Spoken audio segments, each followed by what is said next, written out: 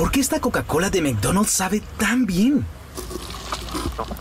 ¿Será la máquina? ¿Será el popote o el hielo? O quizás soy yo. No sé, Diego, pero vámonos, ¿no? El ¿por qué esto sabe tan bien deal? Un refresco de cualquier tamaño por $1, solo en el $1, $2, $3 menú de McDonald's. Precios y participación pueden variar, no se puede combinar con cualquier otra oferta o combo mío. Coca-Cola es una marca registrada de The Coca-Cola Company.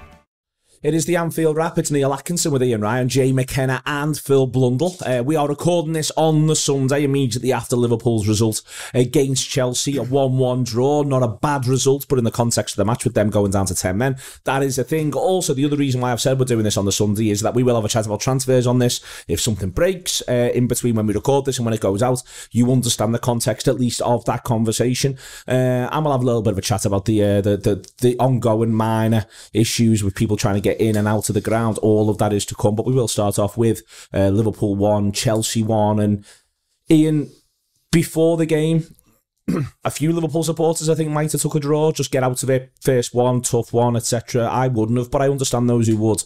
It becomes harder not to think of it as 2 points drop because they go down to 10. 100%, it's context, isn't it? So when you see the decision to send off James, you think, well, Liverpool hold all the cards here, but it kind of plays into Chelsea's hands in terms of they're able to put everyone behind the ball and make it really, really difficult. And you can have a conversation about, if it was 11v11, what would have happened? We'll never know. But they made it really difficult. But they're a good side, Neil. And I think I was having a little think about it before coming in terms of things that Tuchel's done. And looking at two of the performances yesterday of two of Chelsea's players, and actually going a bit further back as well into kind of last season.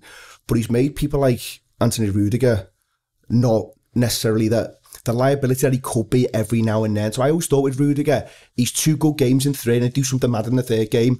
He seems to have got him really, really concentrated, really focused to the point where now he looks like a top-level defender. I thought he was really good yesterday. Backs against the wall. I'm not sure normally he's the kind of fella you want if your back's against the wall, but he played really well. Same with Alonso. Alonso's a bit of a laughing stock at times. And I know why he likes him because of his physicality. But again, it looks like he's done something to him where he's made him a better footballer. And I think, again, back to concentration. What I think there is with all these, Ian, and I'll come back to you on this because I think it's the way in which the game goes. They're so compact. Yeah. So none of these footballers are ever exposed for more than a split second. It's very rare that any of them, it's easy to say, drive at them, create a 1v1.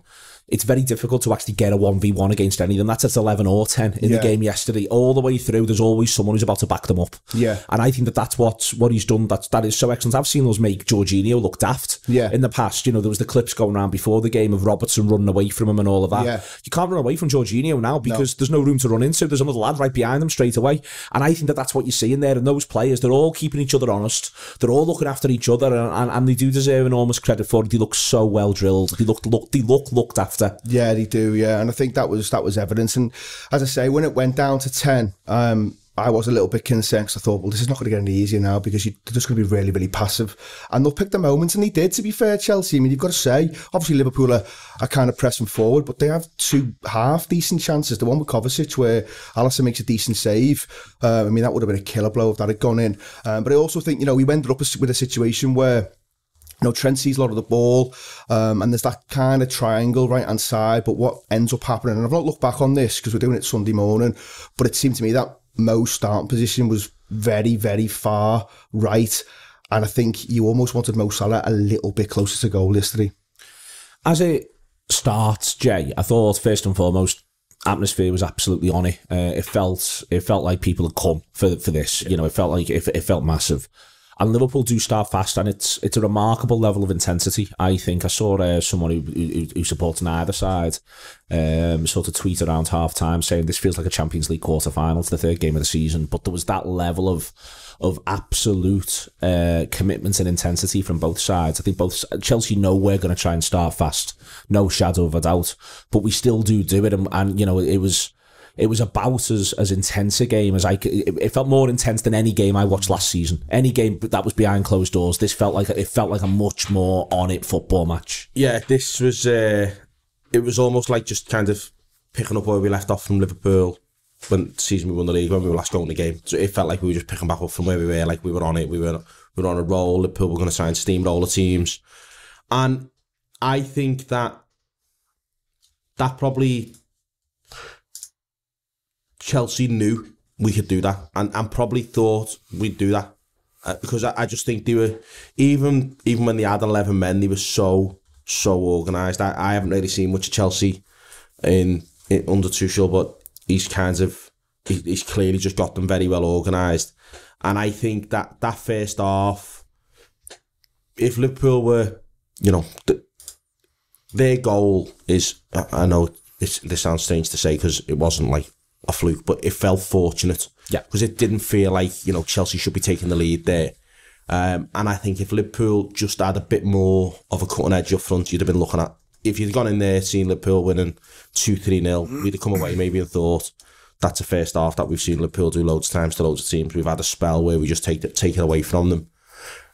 I wonder how much it took out of Liverpool though, because we looked very, very tired. Second half, I thought, very, very leggy. And not just kind of because it was difficult to break Chelsea down. I just think the players looked really tired. Even players that, the left-hand side, I think, looked tired. But even Salah and that, they were stopping, they were taking a blow. And it kind of, even from 70 on, and it just looked a bit like, did we just fly out of the blocks too much? Might we have just used too much energy? But I think the crowd played into that. My mate said to me at half time, it's like the crowd have forgot what a big game is like. And we kind of like wanted it every single time. And it's like, Liverpool usually play within themselves when they're playing like that. They know where their limit is, and it just felt maybe we didn't a bit, but we did fly out, and it was good, it was enjoyable, and you get caught up in it, but you look back and you might think to yourself, might we have just kind of expended a bit too much energy there. One of the things from 1920, Phil, that we used to say, you and I sit quite close together in the ground, and we'd have a bit of a chat, and often we'd be saying, started a bit slow for me.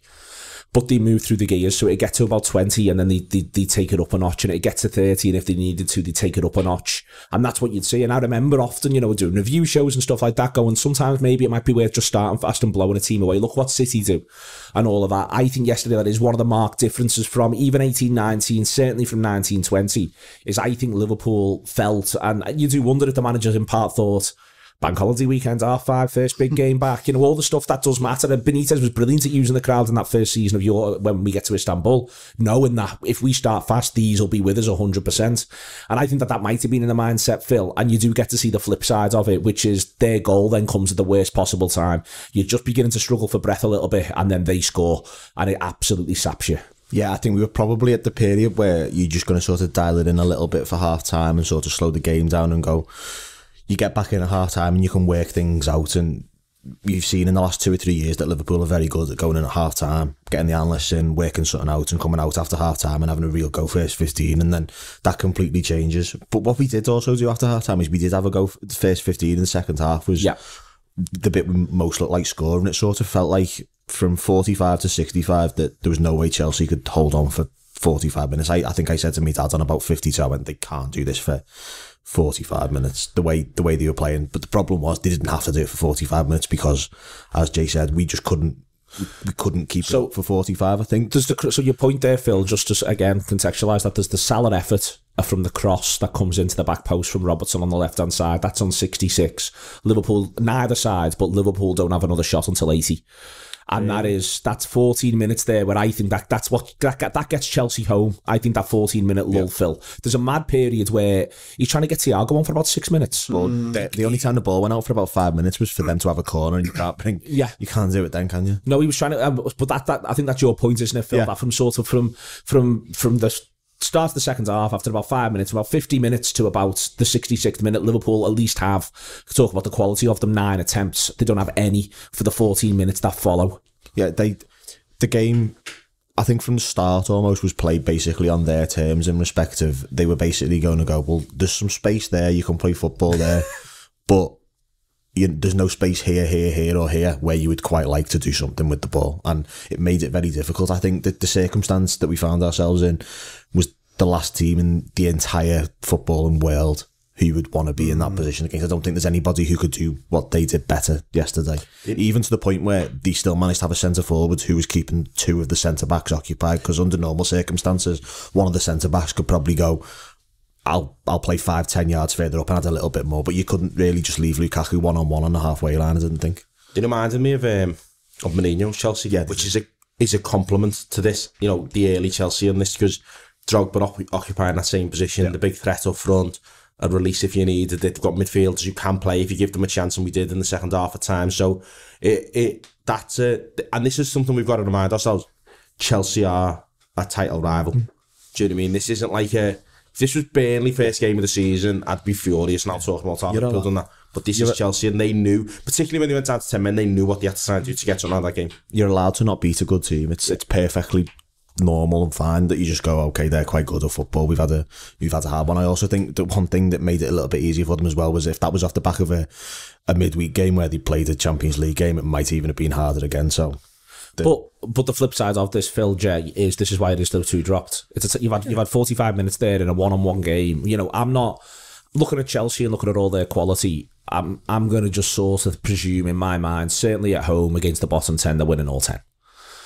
Away, they're winning at least 8. You know, that's what I expect from them. That's 54 points. This is an opportunity to take points off them, and to not just to add 3 to us, but to ensure they don't get 1. This is points dropped. Anyone walking around is thinking points dropped because you're thinking Liverpool could have, but more I think because we're thinking Liverpool could have, should have done something different second half. But I also then wonder, and I think we'll get onto this, I think I heard you mention it before in the review, is we didn't feel like we had a change to kind of try and do something different second half. I think that Firmino, and maybe Klopp had this in his mind, Firmino coming off and having to replace with Jota first half, maybe it's a change he'd like to have made with 60, you know, on 60 or something like that. I think that dramatically changed, and it just looked like, because the way they were, it was very well organised. I think once we got tired, I think Chelsea also grew in confidence. I think for that first 15, 20 of the second half, they're thinking to themselves, I'm not quite sure we can keep doing this. And then we dropped off, and I don't think they might have seen us dropping off. I think they might have been thinking, oh, we can keep doing this and we're all right now. We've just got to see another 5 minutes and then another 10. And then before you know it, you're in the last 10 and they're thinking, Sam, we've only got to do 10 more. And they can rally themselves a bit more, which they seem to do as we rallied again. So I think it's points drop, but I do think there is there's context to why it's points drop, but I think there's also context to that second half early in the season. I think if that game's in 10 games time, it's very different.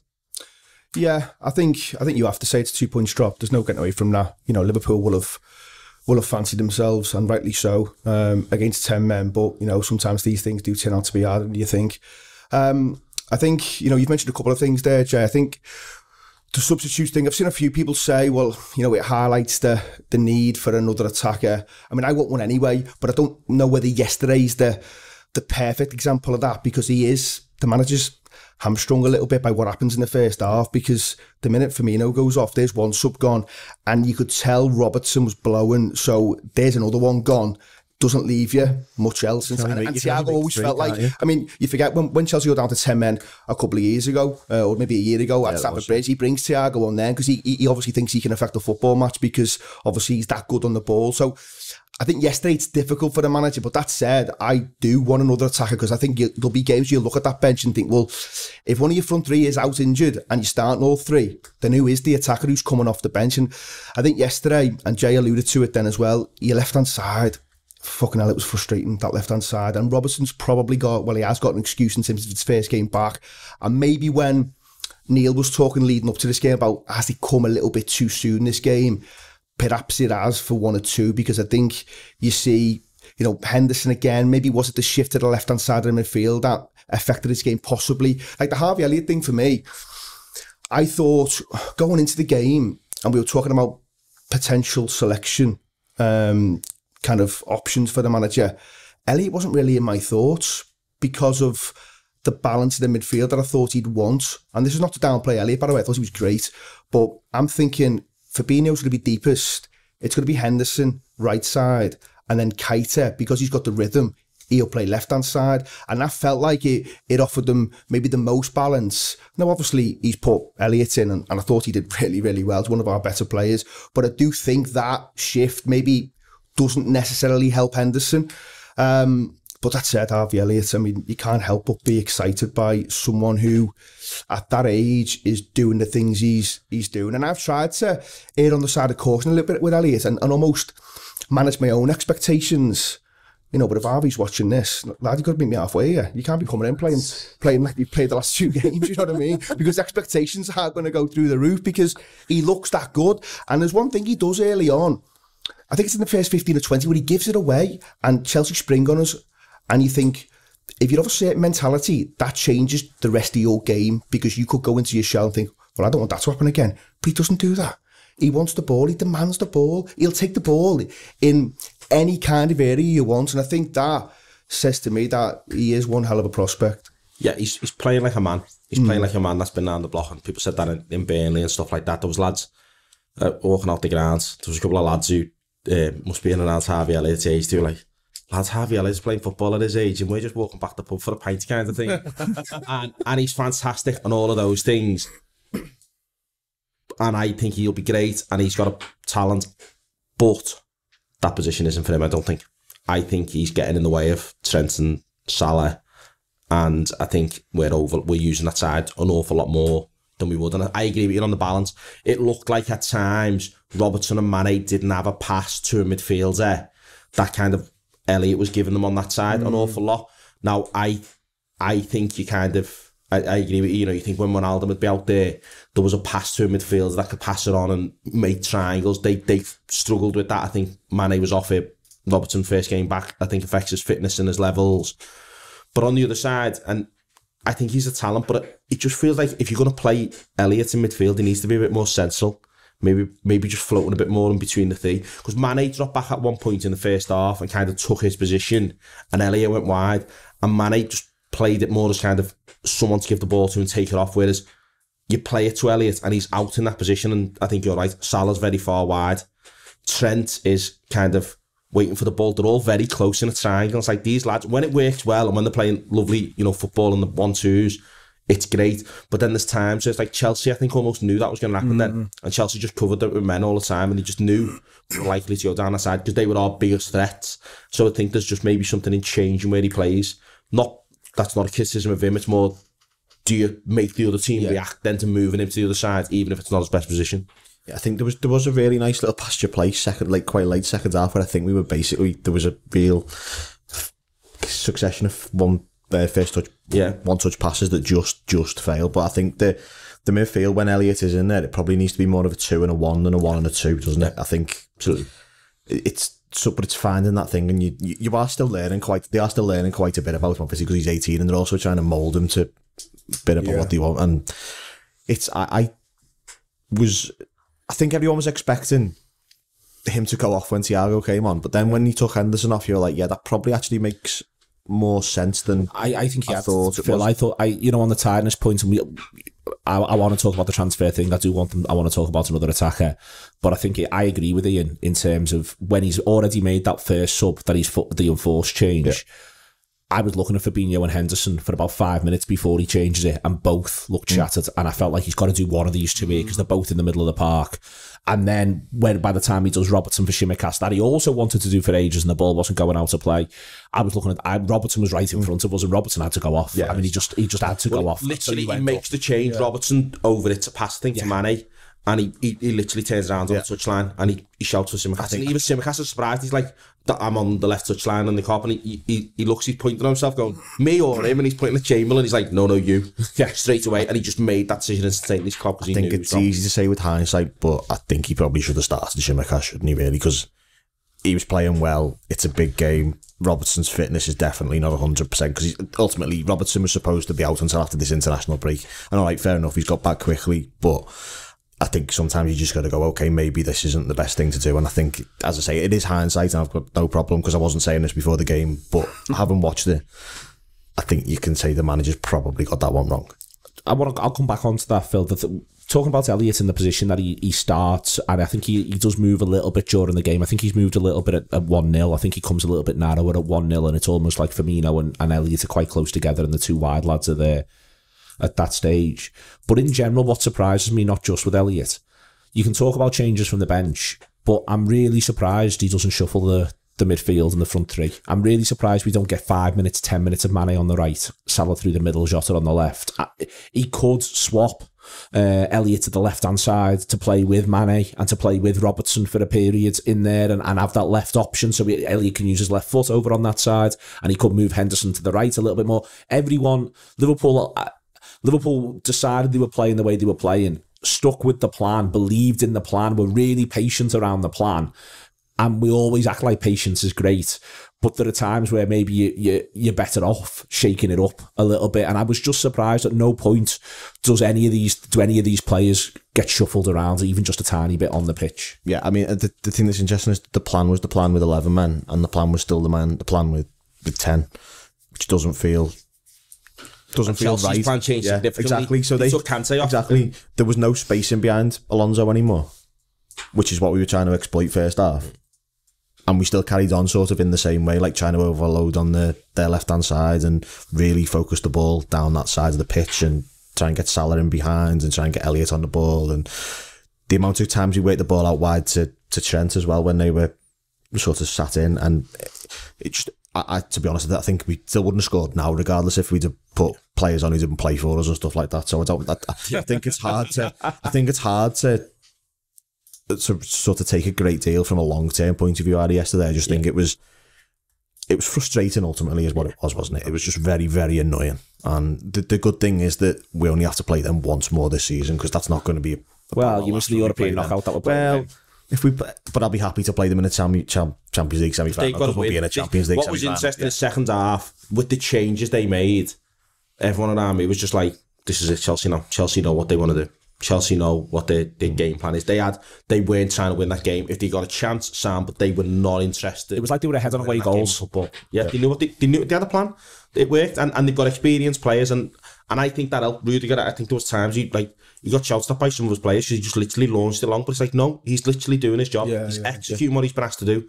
Defend. Doesn't matter how well you do it, how badly you do it. Defend, and that's all he's done. It's a bit of a shame, incidentally, that the penalty instant isn't either 5 minutes earlier or 5 minutes later. Because if it's 5 minutes earlier, their heads are completely, they're gone.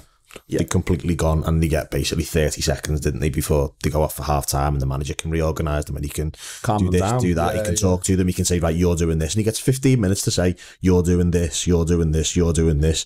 If it's 5 minutes later, it's the second half. He's stood on the side of the pitch, and he's got to reorganise it, and it's chaotic, and it's the best possible time for that to happen to them, and that's just it's a bit obviously out of control, and I'm not going to go, well, wish it hadn't have happened, etc., but it would have been helpful from our point of view if it could have happened just a little bit of that's where Neil, I think lots of people will have been like 2 points dropped, but I didn't get the sense people coming up the ground furious, 2 points dropped. I didn't get the sense people are angry. I get the people feeling like, oh, missed opportunity, rather than like, I hate them. I think that's fair, Jay, and I think there's something else, and I'll pull Ian in on it as well. For me, there was also a little bit of coming out of the ground. There was also a weird little bit of sense of occasion. Just watched a great footy match with two great teams. Aren't they excellent? They're worthy of respect. The Reds are back. We've all just had a great time. I think if that's under normal, non-COVID-y, we've not been to a match for ages circumstances, there might have been a bit more of, for fuck's sake. But I actually think there was a bit of people just sort of, and I'm not against this, by the way, I'm not against people enjoying themselves and enjoying a sport and occasion, do you know what I mean? It's part of, theoretically, what we pay for. It's not meant to be all driving us mad and creating bile. But, you know, there was to me a little bit of that in there where I think everyone was just a bit like, we're watching quality here. We haven't got to watch quality. We've lost quality. We lost in our lives. We've just got all this back. Isn't it great? So I do think that did play a bit of a part in it. And I think that there's almost a bit of an element of that, I think, from both teams. I think Liverpool kept and fair play to Chelsea, and I don't think Liverpool are wrong about this, Ian, but I think Liverpool kept a lot of respect for Chelsea in that second half. The idea that these could just nick one, you know, so we've got to be really on it. So even if we were playing, I'd say any of the bottom 15, and we have got a half against them, firstly, they fall even further back than Chelsea did, and secondly, the other thing that happens is that we just decide we'll play 1v1 with your front man and trust that we'll sort that out. They weren't prepared to take that chance from Lukaku, and I thought Mount was excellent. Yeah, I think that's all really fair, and I think what Chelsea were really good at is just giving you a reminder every now and again that if you leave the back door open, we'll be fucking straight through it. Don't worry about that. And they almost do it with the Lukaku one. What I think Alonso back post heads it down. Again, another reason he plays because he's so tall compared to Chilwell, who's probably a better footballer. but I think he likes the physicality, as I mentioned before. And Lukaku gets a decent connection. I think Matip gets in the way of it. It's a good block. It's a very, very good block, because you wonder where that's going if he doesn't block it. And as I say, there's the Kovacic one where he's almost virtually through 1-on-1. As I said, I've not really seen it back, but it looks a decent save. And that's just a little bit just enough to say, hang on, if you go too far here, we will take advantage. And I think, there's not only a level of respect from the players, but I think your point before, Neil, I think I came out of the ground thinking, well, to be honest, you've got to have respect for the opposition. And I know I've picked up one or two of their lads, and that's not to say they haven't got weakness, because they clearly have. But because of how they are... Christensen was good. Yeah, I think he's a good player, actually. And it's funny, because he wasn't always in favour with Tuchel, but he is now.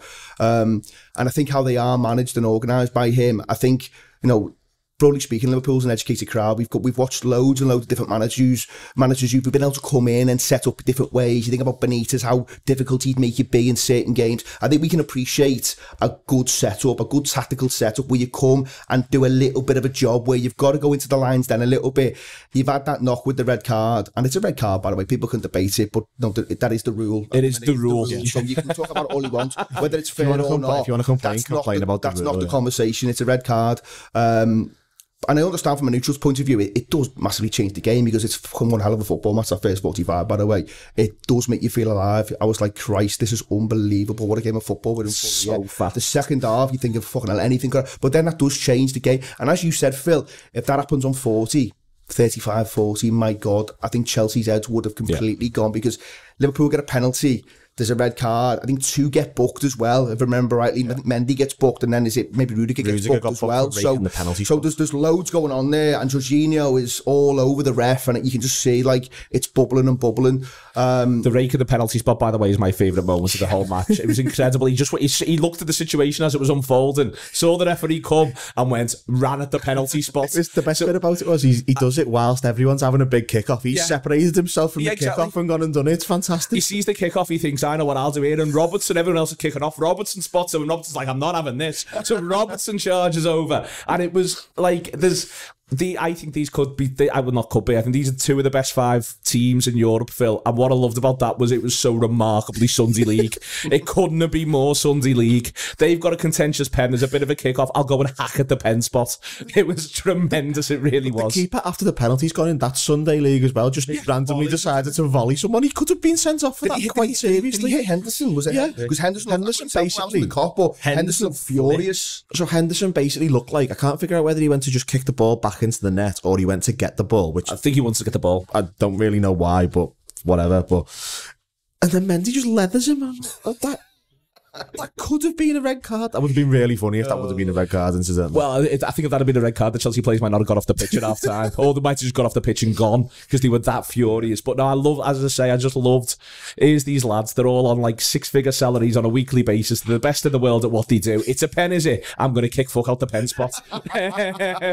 It's just absolutely glorious. On the left hand side, Jay, I think there's a problem. I think they haven't got the link man that they've had in the past, or even just recently with Keita. This isn't just talking about Gini Wijnaldum. There is no link man for them there in midfield because Henderson just wants to come in and come narrow. He pulls that way, and they are a bit more of a 2 anyway, Henderson and Fabinho. But I also just think neither of them play well. And I think that in the end, it's the thing that actually most hurts Liverpool. We can talk about the tactics and you can talk about intensity and you can talk about refereeing, but I feel as though Robertson and Mane, if you're marking them out of 10, you'd be generous if you were giving either of them 6. And if either of them had played 8, then I actually think Liverpool win the game. Yeah, they didn't seem to do much with the ball when they got it. Crossing was poor when getting the crosses in. Kind of Mane, when he cut back, it was just always a pass into the middle. Not kind of like, yeah, they just didn't look the threat. Whereas when Salah was getting the ball, or Elliott or Arnold, you thought something might happen here. And that bore out in the stats, but certainly it was the way watching it. But that's where I think it comes to your point before, Neil, about changing the players is, do you just change them? And do you make their defenders think of somebody else to defend? Them not thinking, right, I've got this fella. Do you just remove them from it? And we did that for the last 5. We put Salah central. Salah goes over and tells Jota to go on swap positions with him only. But you think, could we have put Elliott there? Could we have sent Elliott over there and said, what, go and bother them. Go and bother him. Go and just see what you can get out of him. 5 minutes, 10 minutes. Or just even be a bit more freer amongst almost putting Elliott as part of the front 3 and letting them just figure it out themselves for a period of time, particularly when when you bring Jota on. Those players are all largely similar players that want to get the ball and run at people. So I think you could try that. When you then can, I don't think that helps Mane. That he's just stuck out there and it's just not working for him and he's just not on it.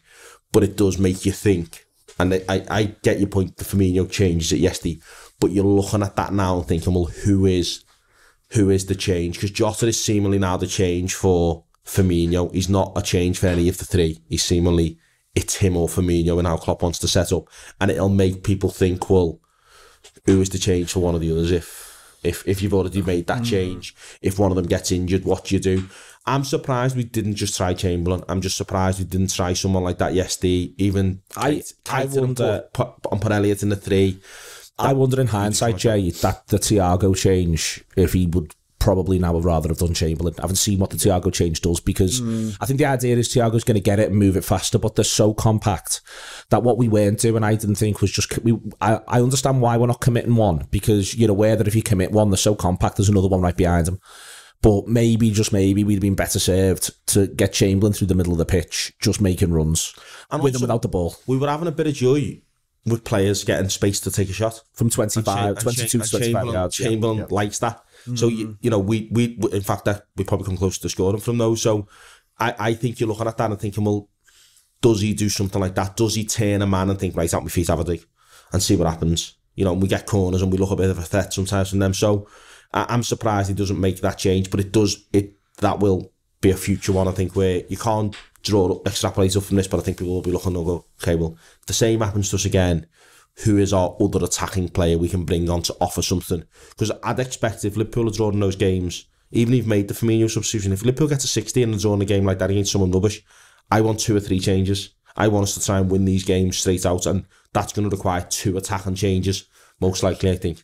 There's something in that left-hand side, Ian, where, as I say, to go back to the poor performance thing, the one thing that normally you get from Robertson and Mane is really good, quick, interchange football that creates space. And it felt like every single time from both of them, it wasn't one or the other. The pass just went awry.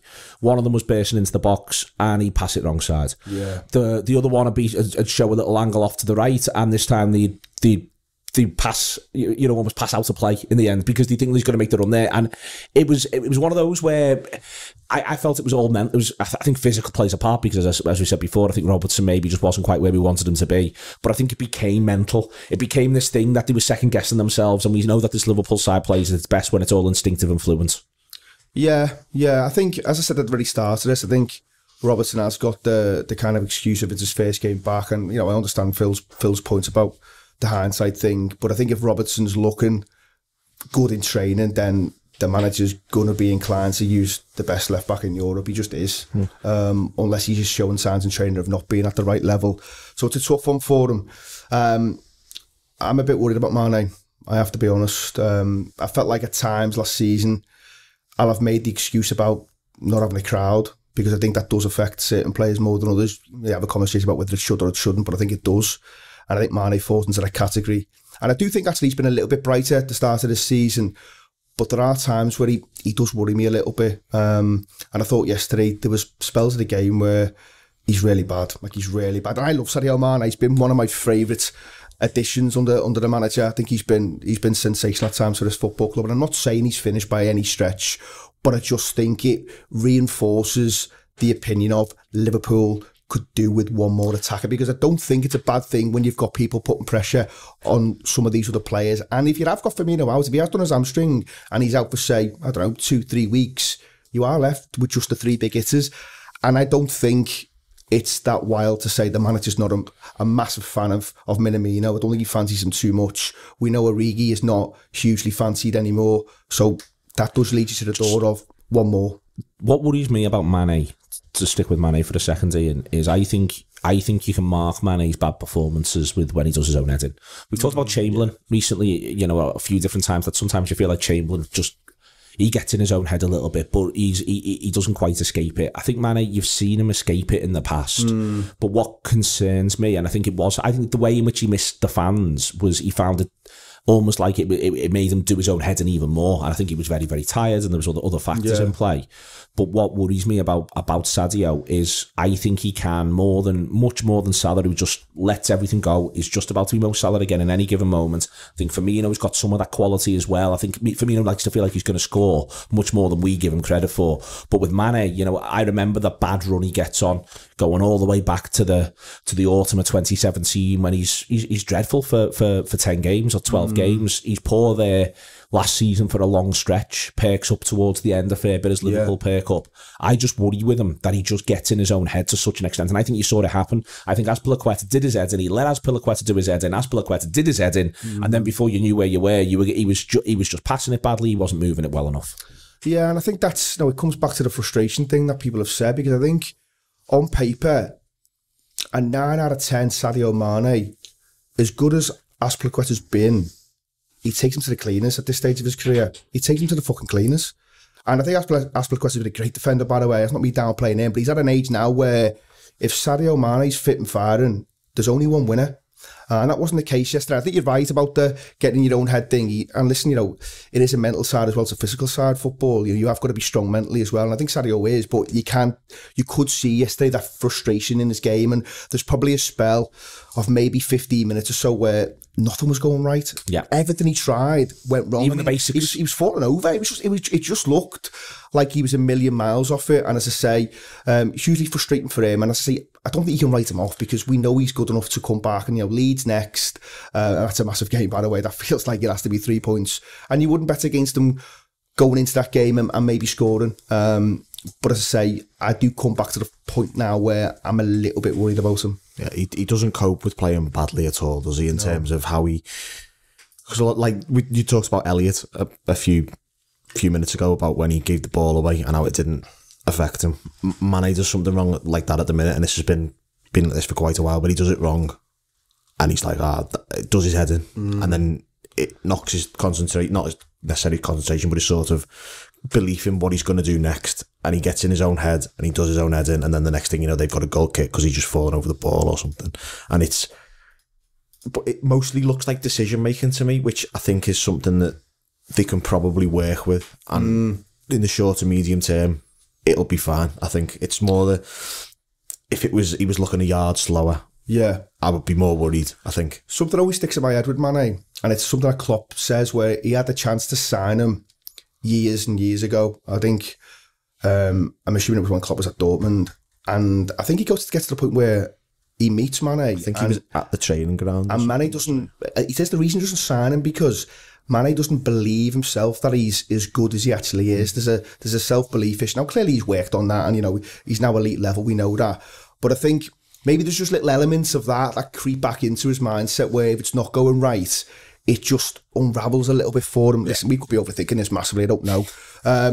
But maybe there's a little bit of that where he just doubts himself a little bit. And it goes back to that thing Klopp said where he's like, if he believes in himself, he's going to be one hell of a footballer. But at the time, he just didn't believe in himself. And he's been on a massive journey since then. But he's not helped yesterday, is he? I think that's the thing with this. And he hasn't got Robertson playing at his absolute best, and he hasn't got the inside option that he normally has. So there's loads of caveats to it. And as I say, you can overanalyze these things. But I just think when you take into account last season's performances as well, I think it's understandable that people might have slight concerns about his form. Yeah. I think then a couple of days left within the transfer window, Phil.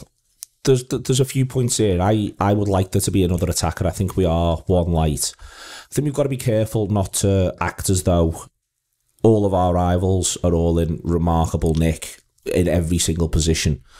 I'm looking at Chelsea yesterday, and the substitute, the similar thing happens to us. Kante has to go off injured, and then the next sub's a kid, more accurately, an inexperienced player at this level in Chalobah to come and play centre midfield. It's him or Loftus-Cheek. They haven't got a ton of centre midfield options. We've got 8. Manchester City at the minute, their best number 9 looks as though he thinks it's Torres. It might be Jesus. They've got a lot of attacking options, but they haven't got a lot of stuff in the number 9 position. Manchester United's midfield should make people sick.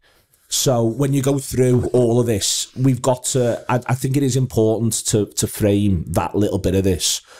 But similarly, our second choice right back, is nowhere near as good as our first choice right back. We know that. We're all grown-ups, and that's all right. I think I'd love them to have one more genuine wide midfield attack option. I'm not that bothered if it's left or right. I think I probably prefer right, given the nature of Salah and the fact that he's using Elliott where he's using Elliott. But for me, you know, I think it needs to be someone. I'd like them to have a real look at getting someone in who's able to just be an extra man in this squad, who's happy to get and keep chalk on his boots. Yeah, there's a primarily for stuff like Mane yesterday where you can go, okay, not working. Okay, maybe the numbers and the Henderson being tired and Robertson being tired might not. But that's one side for a second. We'll ignore that. And it's more that you can go, right, well, it's not working for him today. We can get this player sound. He does that. It's just, I think it's really hard for us to sign players, let's be perfectly honest, because we're a really good football team. The player signs and knows that I'm probably not going to start every week. So then they're more like, well, maybe I'll stay here for a year and then I could get maybe a better move in a year where I'm a first choice team for somewhere. And it plays around this quite a lot in terms of what we're after is not what a player might necessarily be after. And I think it's really difficult.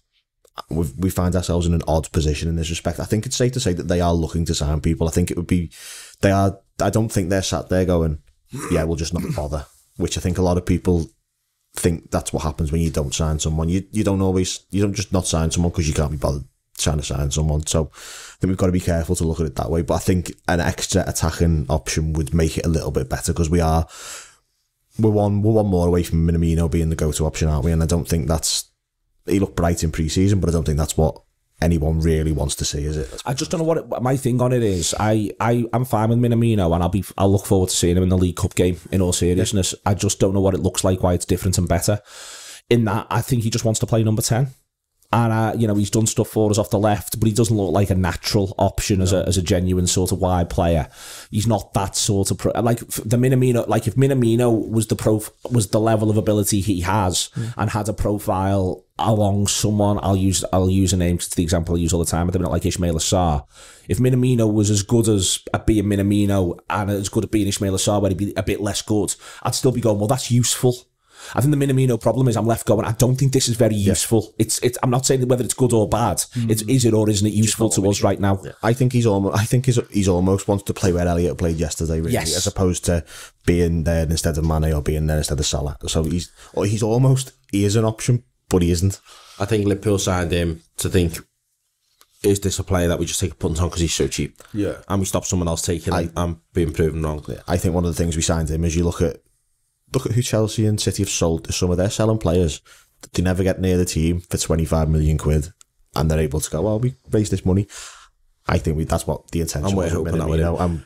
And he's ended up just sitting around the squad much more. I think there's a bit of me though that thinks if he wants to play Elliott so much, does he think Elliott's the other change for them in the free and signs another kind of a midfield that can do what Elliott's done, another Naby Keita kind of player, someone like that. I do think this is where he ends up in a place, because I don't think Elliott's position is going to be in midfield long term. So I think it depends what Klopp's thinking long term. I think of signing someone in the 3, I think that is a challenge, I feel, about saying, you're not going to play much, but I think you may be signing a player that's like Jota. You're saying to someone, well, come in, prove yourself. I think you're good enough, and I think you could displace one of these 3. And I think Liverpool are maybe saying that to themselves I think you could displace one of these 3, and then we can get a fee for one of them in a year's time, be that Mane, most likely, or Firmino. But if not, and Salah was through the worst, then sounded Salah. And we've got a player that can come in and take his place, and we sign another player to replace one of the others because we've lost Salah. So it does feel like we need one. There's an element to this, and I know this isn't even just about the team and about useful. I think there's a real danger you end up in the same situation with centre-halves. One of them gets injured just after the kind of transfer window shuts, and everyone catastrophises it. And I think, we didn't have fans in when Van Dijk got injured. Imagine what it'd have been like for fans in that ground. I think lots of supporters, representing just a general supporter view, I think lots of supporters are looking at this thinking, I agree with you, they're not signing someone, but I reckon lots of people are just sitting there going, how can we not sign someone? Man United have just signed a fella that they literally now don't even need, but they just signed him because he was available in Ronaldo. They've caused themselves untold number of problems. They could have, never mind, who has what shirt, who can actually play football.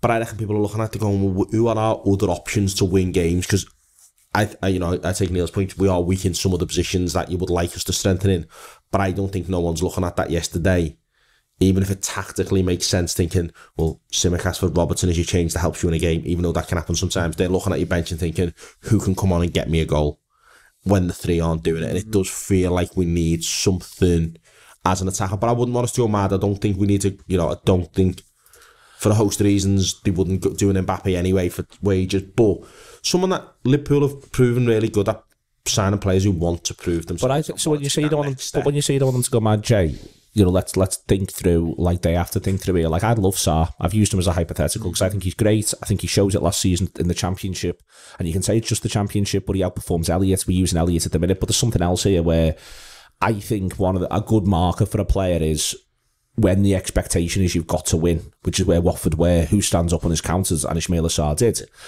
I think that's a valuable and a good thing, and I'd love them to do Sarr, but if I'm Watford, I'm not accepting 60 million. No.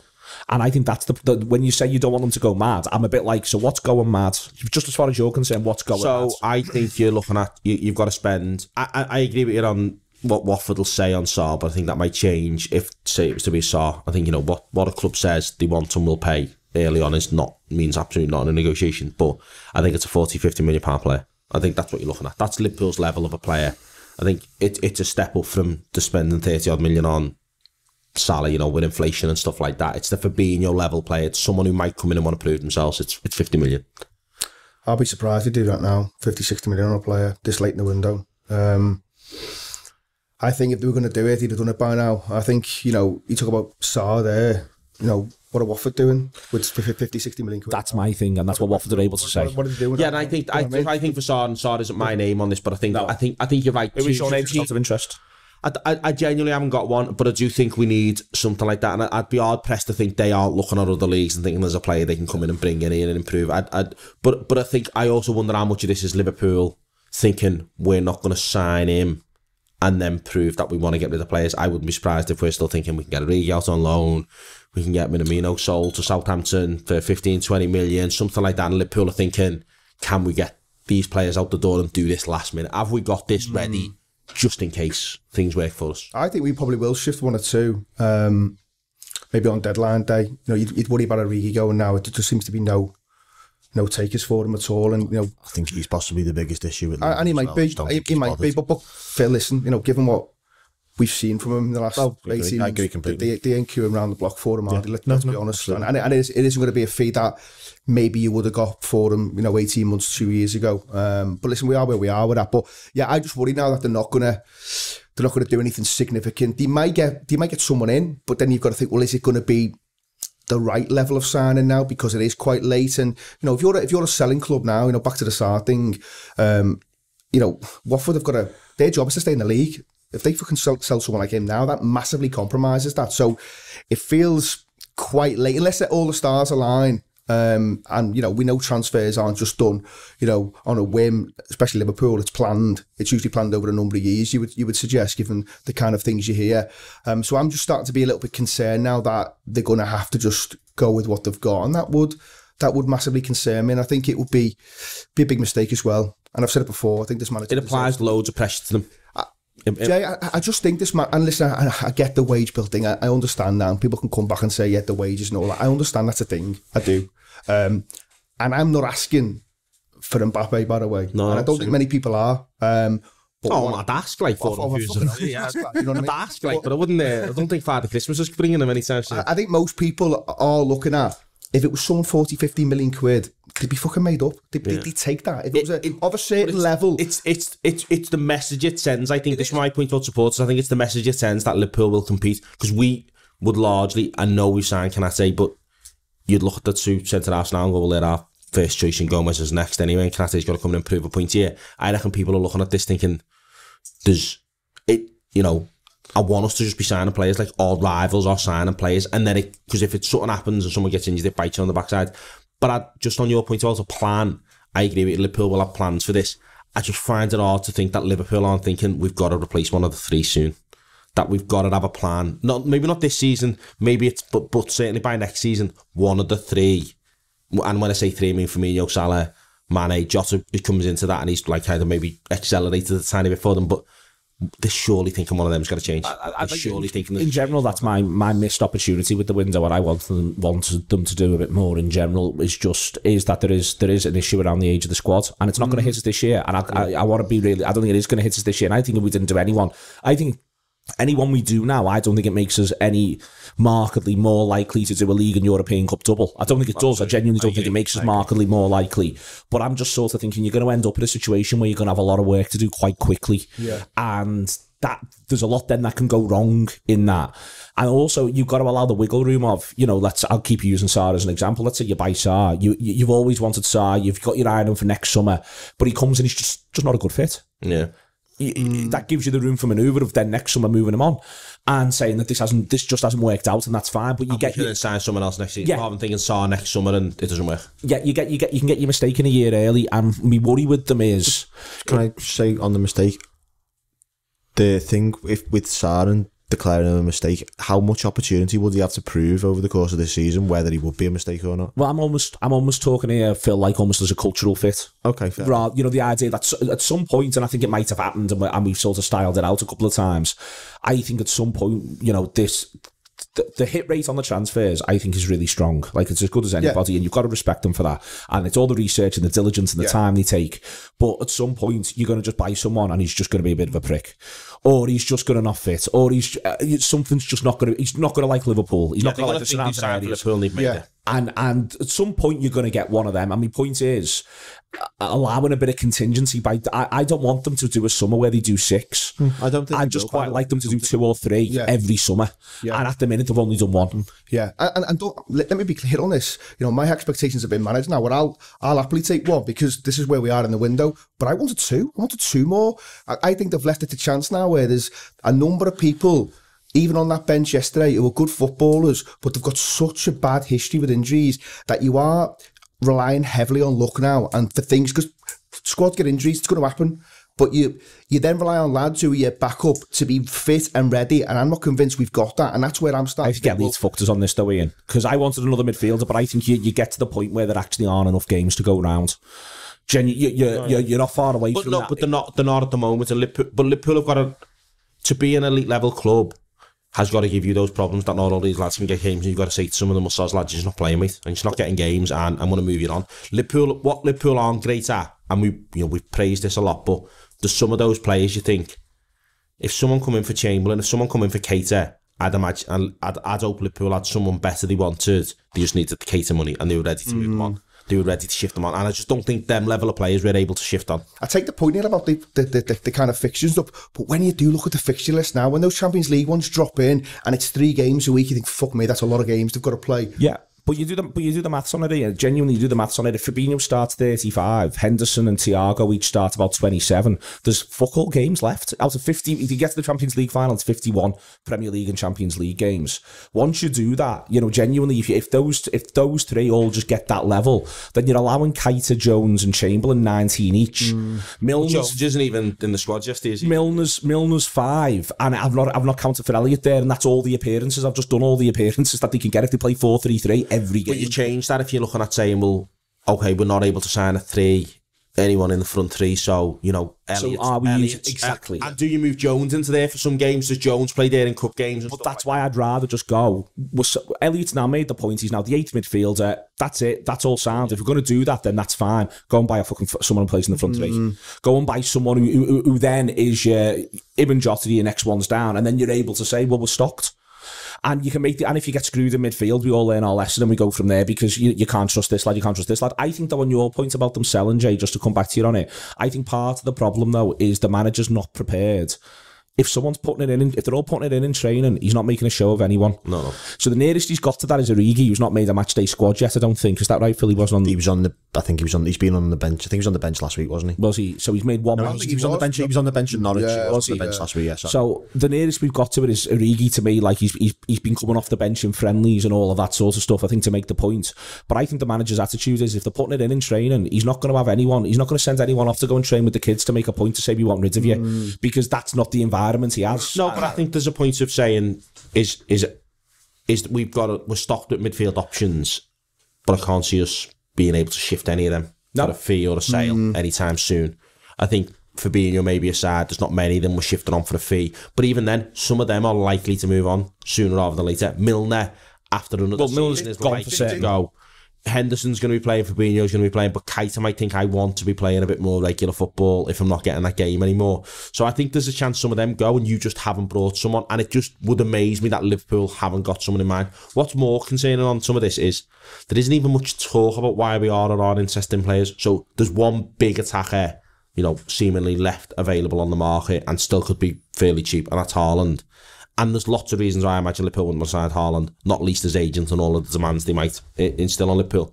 But Liverpool aren't even like briefing about why we couldn't make Haaland work. And that just creates, I think, a mindset of like, what level are we competing at? And why we're not competing at those same level as our rivals. And we'll know lots of the reasons, but Liverpool aren't even managing expectations. It just leaves this void, which I think is being filled by us talking about stuff like this, potentially. I think if we go back to January, it's just the whole, we're not signing a centre-back, and then you get Kabak on loan. Part of the thing was that they were signing Kanate this summer, so if they've got a thought process about what they're doing in next summer, and I know it's like all people saying, you know, they always say next summer and etc., but if you've got a long-term plan, which we are ran sort of not thinking about, right, what we need to do this window, they're also thinking about what we need to do next, if we need anything in January, if we need next summer, and possibly even further into that, into the future. So if you're looking at, we sign this wide attacker now, or we sign a striker now, you might want a different player next summer that you know you can get next summer, and that signing this player now might mean you don't get that player, and in 2 years' time you don't look. That's fair enough. Because Chelsea had this, didn't they? I read the thing. Chelsea had this with Lukaku. They want the Haaland next summer, and does that change things? And partly the thinking with Tuchel is, well, I might not even be here next summer. So what am I? It's like why City went in for Ronaldo, for example, because they knew he could do it for a year. Yeah, for a year. But I just, and this is not me like kind of being down on Liverpool. And I just think it creates a mood with fans, and I do think the danger is, you know, first of September, fans, you know, one of them gets in the club see these things differently, don't we? So it's never gonna marry up, and that's a really big problem in terms of how two parties are seeing the same thing from a completely different point of view. Don't get me wrong. You know, if I'm putting my chips anyway, I'm putting on it forward. And I do take Neil's point about the midfield, but my issue's more, it's back to that succession piece that you've just mentioned. You know, there's players there. I mean, Henderson's, what is he, 31? Milner's going to leave the club. I just think you need, and I don't know what the future holds for Keita and Chamberlain, because I think it's fair to say, whilst talented, they've never convinced. So for me, it would have made sense to bring a midfielder in as well. And even if it is not loads of games, maybe you've got to have that conversation, maybe you've got to manage the expectations and say who you bring year in. Two's going to be big for you, year three's going to be big for you. You're learning off these guys. So that's where I'm coming at it from. It's not necessarily you have to come in now and play 30, 40 games, and you've got to do a bit of a selling piece to the player. You get to say, look at Andy Robertson, look at Fabinho. He don't play much for the first half of the season. You're coming in second half of the season, and then you go from there. Put them in front of Jurgen Klopp, and you know, it would take a certain person to refuse that opportunity because he's that good and people want to play for him, and that's where I'm coming at it from. And I think, you know, now it is about, for me, they've got to do something, I think, to give this manager the best opportunity. I'm not saying they can't challenge without another player, but I do think you are relying heavily now on luck to get through a season without adding at least one more. I think on the attacker point, Phil, and I think that part of the thing is that when they change it, so to talk about the succession plan and thing, I think when they change it, the marker for that, the starter pistol for me will be when Firmino goes. So for instance, that's when it all fits and it all glues. But when they change it, I think it is going to be quite marked. The one thing I would say is lads who get on the outside and have lots and lots of pace and can beat a man never go out of fashion. And that's why, you know, it might be that someone might not fit in a while, but then if they've done the job in the meantime for Liverpool, you will find a selling club. I mean, and maybe I'm wrong and maybe I'm not on top of how the transfer market's going to evolve, and they are, and there's literally people's jobs to sort of predict the future in this. So maybe my sort of Alex Ferguson line of you can every summer you can buy a winger because you can always sell a winger, which was genuinely what Ferguson said and what he did. Maybe that's wrong now. Maybe I am outdated in that. Maybe, you know, the idea of there being a lot of clubs like Aston Villa you can sell people onto, maybe that we've got to acknowledge that that's now really difficult, so it makes it harder to make the first step. If you're a club like Liverpool, all the big clubs have got players they're still trying to get rid of. But it's not going to be pandemic world forever as well. I don't know. I just think if you get someone in who can carry the ball with pace and is able to get double figures, well, guess what? You'll sell that player if you decide you're going to do it differently. And it comes back to what I was saying a couple of minutes ago. How easy is it to get that player? It's a really, really tough balancing act, I think. But one also thing that you talked to me a few minutes ago about the success rate of our transfers. One of the reasons our transfers are so successful is because we don't sign players just for the sake of signing players, and it's really fair. And it's why the whole thing is just, it's not as simple as opening like a database and going, cost. There's Phil's membership of FSG out, cancelled. It's going to kill him. It's going to kill him. Wait till it's on the internet. Stickers about Phil. Yeah, sticks about Phil. Stickers about Phil. Cancelled Phil. Thank you very much to Jay McKenna, to Phil Blundell, to Ian Ryan. It's been the Anfield Wrap. If you're struggling with alcohol or drugs, Recovery Centers of America can help. RCA's local inpatient and outpatient treatment programs are founded on science and delivered with heart. At RCA, they tailor your treatment to you and also offer specialized programs for patients experiencing a relapse or with history of trauma, for young adults, adults 50 plus, and the LGBTQIA plus community. Recovery Centers of America answers the phone and admits patients 24/7. Don't wait. Call 1-888-RECOVERY now. That's 1-888-RECOVERY. Switching to Geico is a good idea, especially when you consider everything. First off, Geico makes it easy to switch. They have licensed agents available 24/7 online or over the phone. But if it's so easy, you might start thinking everything is easy, even big wave surfing. And it's not. It's actually quite difficult. Well, if you switch to Geico, you could save hundreds on car insurance. And you could keep saving by bundling your motorcycle, boat, and RV, plus your home or renter's insurance. But saving money might lead you to make some questionable purchases, like a 20-foot feather boa. And do you know how hard it is to clean a 20-foot feather boa? Well, they do have an industry-leading mobile app you can use to pay your bill, file and manage a claim, or add a new driver. But when life gets a little easier, it makes you too confident, and you start calling everyone Ace. And you're better than that. Well, Geico has a 97% customer satisfaction rating and has been saving people money for 85 years. It's hard to beat that. But you're right. Switch to Geico. It's obviously a good idea.